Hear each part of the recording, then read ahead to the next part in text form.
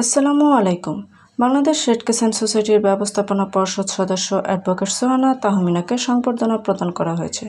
গতকাল 22 জুন শনিবার বিকেলে টঙ্গীবাড়ি উপজেলা যুব রেড ক্রিসেন্টের উদ্যোগে তাকে সংবর্ধনা প্রদান করা হয়।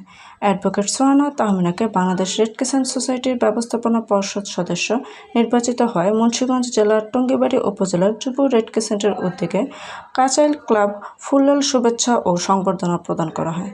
মুন্সিগঞ্জ জেলা যুব এস.এম. মাহাদির তত্ত্বাবধানে টঙ্গীবাড়িতে যুব রেড ক্রিসেন্টের আয়োজনে উক্ত সংবর্ধনা অনুষ্ঠানটি সম্পন্ন হয়।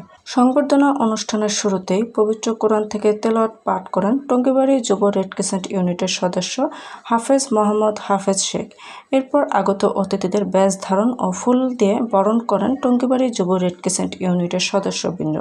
পরে কাচাইল ক্লাবে রেড ক্রিসেন্টের শীর্ষক আলোচনা সভা অনুষ্ঠিত হয়। এই সময় উপস্থিত বক্তারা রেড ক্রিসেন্ট সোসাইটি সম্পর্কে নানামুখী গঠনমূলক বক্তব্য আলোকপাত করেন। সভায় অ্যাডভোকেট সোহানা তাহমিনা বাংলাদেশ রেড ক্রিসেন্টের বিভিন্ন গঠনমূলক ও উন্নয়নমূলক কর্মকাণ্ডের কথা তুলে ধরেন তার বক্তব্যে। অনুষ্ঠানে উপস্থিত ছিলেন টঙ্গীবাড়ি উপজেলা আওয়ামী লীগের প্রচার ও প্রকাশনা সম্পাদক এম মিজান সর্দার, টঙ্গীবাড়ি উপজেলা আওয়ামী লীগের অন্যতম সুমন হালদার, স্থানীয় আওয়ামী লীগ নেতৃবৃন্দ এবং জেলা যুব প্রধান এস.এম. মাহাদি সহ টঙ্গীবাড়ি যুব রেড ক্রিসেন্টের সদস্যরা। এমনই নিত্য নতুন সকল খবর সবার আগে পেতে অভিযাত্রা চ্যানেলটি সাবস্ক্রাইব করে পাশে থাকা বেল আইকনটি ক্লিক করে আমাদের সাথেই থাকুন। ধন্যবাদ।